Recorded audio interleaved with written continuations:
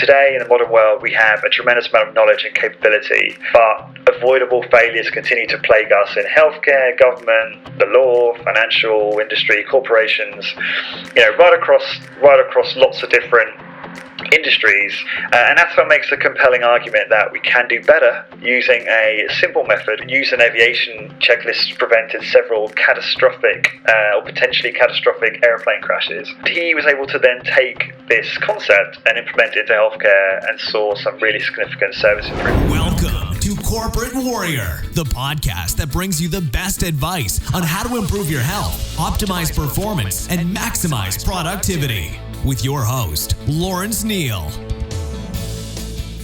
This podcast is brought to you by HitUni.com.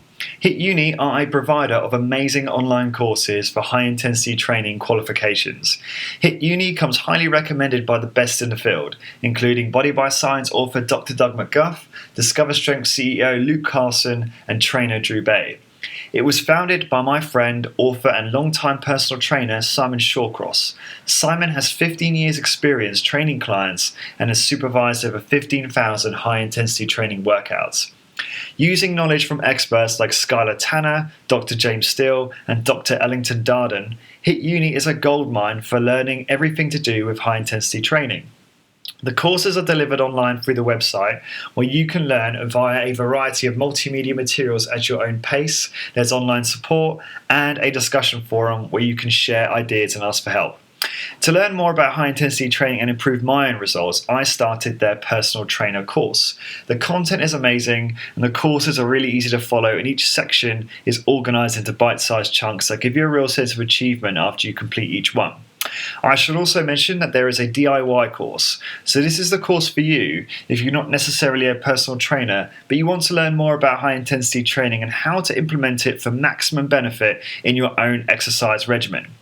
To get your exclusive Corporate Warrior 10% discount on any course you purchase, simply head on over to hituni.com, that's HITUNI.com, and enter the coupon code CW10. That's CW and the number 10. So again, that's hituni.com, pick your course, and enter the coupon code CW10. Thank you for your support.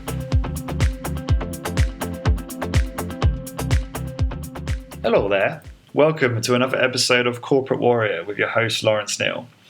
This podcast is a story of my journey to figure out how to optimize productivity in health, career, business, and lifestyle. My guests include health and fitness giants like Rob Wolf, underground, rarely interviewed exercise experts like David Landau, HIIT specialists like Dr. Doug McGuff and John Little, athletes, New York Times bestselling authors, highly successful business owners, startup founders, finance experts, biomechanics specialists, and many more. This episode is another in-between episode where I talk to you and myself about something productivity related that has helped me to get better results in lots of different scenarios. So today I won't be talking so much about health and fitness, but more about a principle or technique that has helped me be more productive in lots of different areas. So today I will be talking about checklists. So as some of you already know, I have two career focuses. I have a full-time career as a technology salesperson or business development manager, which is my official fancy title, for a data center services provider here in the UK that provides IT services to businesses. The second half of my focus is on this podcast and my blog and providing weekly content.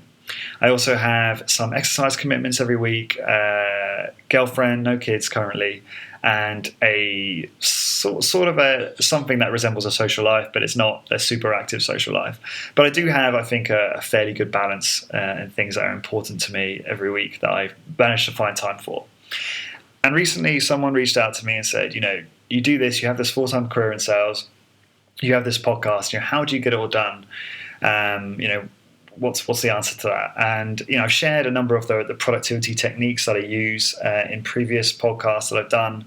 I've read a lot and taken pretty much everything that I use from others. None of it is really my own stuff. But I wanted to share with you one technique that I currently use that's been a huge game changer, and that is using checklists effectively, which sounds overly simple, but it's something that I certainly overlooked for a long period of time. And I think a lot of people don't really, because of its simplicity, they don't really take it very seriously when it can be incredibly effective. So anyway, there's a number of things obviously that enable me to get what I do done. So this is not the only thing, but this is one of the big things. So we'll be covering other things in the future as well. But today I'll just be talking about checklists. So about a year ago, I read Checklist Manifesto by Atul Gawande, if I'm saying that correctly. A fantastic book that was recommended by Tim Ferriss and I believe Naval Ravikant, who we had on the podcast a couple times. And one of those books where you hear about it and you're like, and they always go on about it. And enough people that you really respect mention a book and you're like, I must read that book, I must read it. And then eventually, I finally got around to reading it and wished I'd read it a lot sooner. So essentially the premise of Checklist Manifesto is that, today in the modern world, we have a tremendous amount of knowledge and capability, but avoidable failures continue to plague us in healthcare, government, the law, financial industry, corporations, right across lots of different industries. We still have these failures and problems that could be avoided.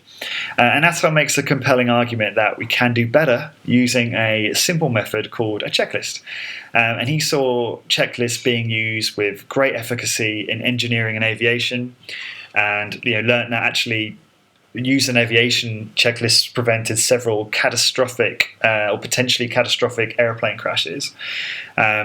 And he was able to then take this concept and implement it to healthcare and saw some really significant service improvements. So what is a checklist if it's not self-explanatory enough? It is a simple list of tasks that one must complete or check off in order to complete a given project successfully.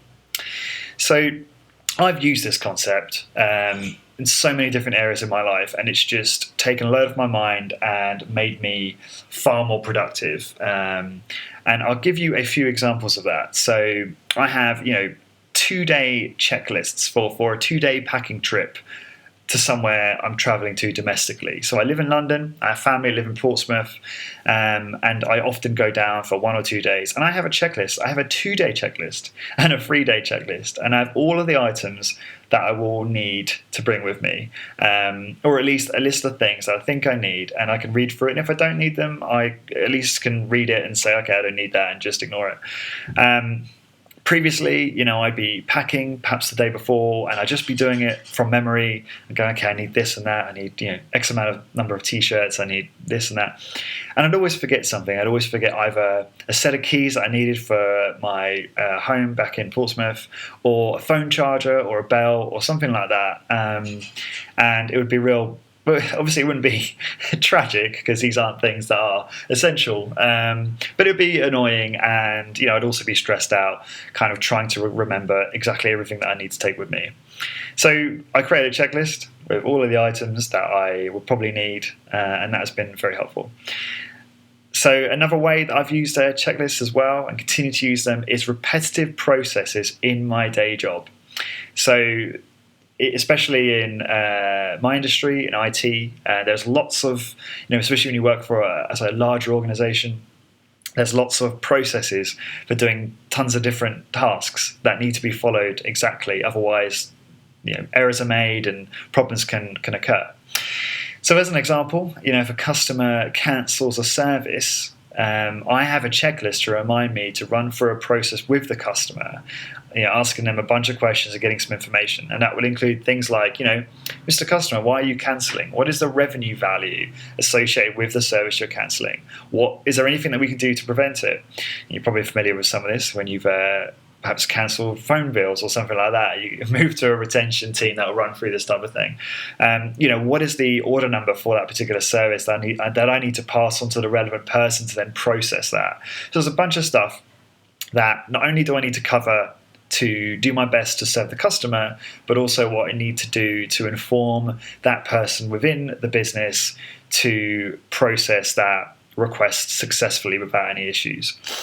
So if you work in a complex industry like IT, checklists can be very productive because they can be used to complete repetitive tasks faster and with greater accuracy. So this could include, a checklist for when you quote a customer, what caveats do you have to put on that? There's so many things that we often forget because we don't write down a checklist. We just think we're going to remember them. But reality is you've got so much going on, so much information being consumed these days that it's difficult to remember sometimes the simplest things. And there are other examples where I've used checklists in my work include things like making sure that you're asking new sales prospects the right questions, so you're qualifying their requirements thoroughly enough, making sure you pass all the relevant information on to the service delivery team within your business to ensure that the service you've sold is provisioned successfully, making sure you've added all the necessary content to a proposal or a contract. It's these types of things that if you've got a checklist, you can get these things done quickly and with great accuracy, and you don't have to have this constant back and forth with the customer or stakeholder or whoever to get these things right. So that's kind of where I've implemented checklists successfully in my full-time career as a business development manager, but I've also used them widely in my business as well, and they have made this podcast far easier to sustain than I would ever have realized. So big game changer. So I have a checklist for practically every step of this podcast. So from when I first contact guests all the way through to the post-production and marketing steps. So I have a checklist for interview prep. So that would be the steps that I follow when making sure that I prepare for an interview adequately, so that, in terms of things like, have I listened to all their recent interviews? Have I read, a certain number of their most recent articles or books? Have I reached out to them to ask them if there's anything specific they'd like to discuss? Stuff like that. And then I have a checklist for the main interview. So the things I need to do just before I start recording, the questions that I need to ask, is the guest familiar with the format and the structure, this type of stuff. And perhaps some of the key questions that I tend to ask almost every single guest. And then I have a checklist for the audio edit, the structure which my sound engineer has to go through in order to structure the entire recording in the correct way, with the intro in the right place and the sponsor and the main body of the interview and so on. And then I have a checklist for the blog post spec. So exactly how the blog post is laid out on the blog. There's a list of about 20 points to address how that is to be structured. And then there's the marketing. So there's a checklist for, how I market the interview once it's live. Who do I contact? What platforms do I share it on? And so on. And when you combine these checklists with something like outsourcing, which I will do a full podcast on in the future, it can make you a ton more productive and consistently make you more accurate and provide high quality work.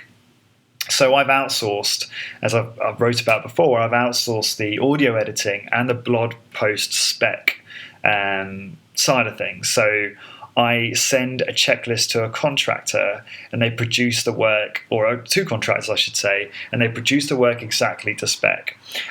So I have, this checklist that I have for the blog post. It's, as I said, a list of, say, 20 points, and it's constantly refined and improved. So whenever I feel, I would like to do this in a blog post, then that change gets added to the checklist. And every time a new blog post is created, that will now have that change implemented. And I can provide examples to this in all of the show notes, which I'll link to at the end of this. So looking back, I can't imagine not having a checklist and not outsourcing some of these things. It's really made a big difference in freeing up my time to focus on honing my skills as an interviewer and reaching out to get new guests and building those relationships. So it's something that I encourage anyone to do, especially if you've got the capital and you can justify it, and it helps in terms of sustaining your motivation to put out content, be it audio or written or video. If you can outsource some of the things that are repetitive, that perhaps you don't enjoy as much, to enable you to focus on where your key strengths are. So that's essentially my checklists, how I use checklists, and how I outsource some of those checklists to my team, if you will. I use Evernote to write the checklists and store them. Evernote is basically an online notebook. So what I've done is I've actually got a dedicated notebook within Evernote called Checklists. And then within that, I store all of the different checklists that I use in my lifestyle and my business and my full-time job and so on. And Evernote is great for this because it allows you to check the checklists or check any notes on any device and offline. And you can index it, so it makes it easy to search for a specific checklist for specific tasks. And I will provide a list of all of these, or some of these, I should say, checklists I use in the blog post for this episode. So feel free to use those and create your own. But I've thoroughly, I implore you to buy a copy of the Checklist Manifesto and give that a read, because checklists can make you far more effective in your business and lifestyle. So to find the show notes for this episode and all episodes, please go to 15minutecorporatewarrior.com/podcast. That's 15minutecorporatewarrior.com/podcast. I hope this was helpful, and thanks again for listening. Before you head off for a free ebook with 6 interview transcriptions with world-class performers on how to optimize productivity and health and fitness, and weekly updates from me on the latest podcasts and blog updates, head on over to 15minutecorporatewarrior.com/ebook. That's 15minutecorporatewarrior.com/ebook, and enter your email address for instant access.